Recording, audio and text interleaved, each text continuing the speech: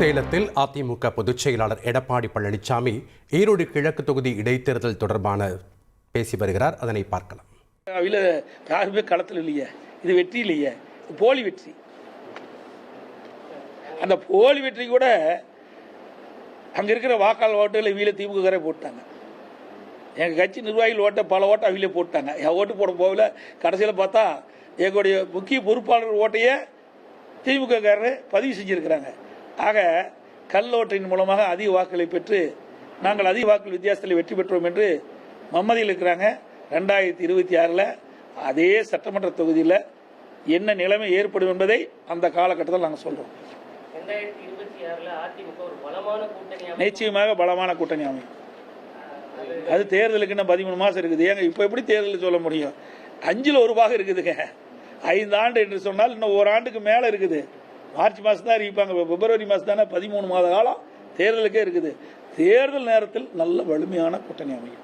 கவலைப்பட வேண்டியதே இல்லை. எப்படி வெளியே சார், அதாவது நாங்க எங்களை பொறுத்த வரைக்கும் பலமான கூட்டணி அமையும்.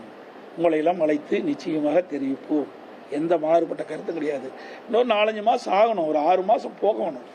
6 மாசம் போனா தான் அந்த கூட்டணி வடிவம் பெறும். ஏன்னா கூட்டணி என்பது வாக்குகள் சிதறாம அனைத்து கட்சியுடைய வாக்குகளை பெற்று வெற்றி பெற வேண்டும், எதிரிகளை வீழ்த்த வேண்டும். எங்களுக்கு எதிரி என்பது திமுக தான், புரியுதுங்களா? அந்த அடிப்படையில் தான் நாங்கள் சென்று கொண்டிருக்கிறோம். அப்படின்னா வாக்குகளை ஒன்றாக சேர்த்தணும்.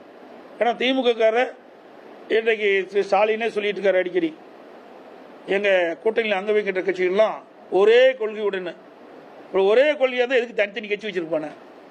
எங்களை பொறுத்த வரைக்கும் கூட்டணி என்பது வேறு, கொள்கை என்பது வேறு. கூட்டணி என்பது தேர்தல் நேரத்தில் ஒன்றாக சேர்ந்து எதிரிகளை வீழ்த்துவதற்காக அமைக்கப்படுகின்ற கூட்டணி. தேர்தல் முடிந்த பிறகு அவரவர் கொள்கைப்படித்தான் அந்தந்த கட்சி நடத்துவாங்க. அப்படித்தான் நாங்கள் செயல்பட்டு இருக்கிறோம். அப்படித்தான் நாங்களும் கூட்டணி அமைக்கிறோம்.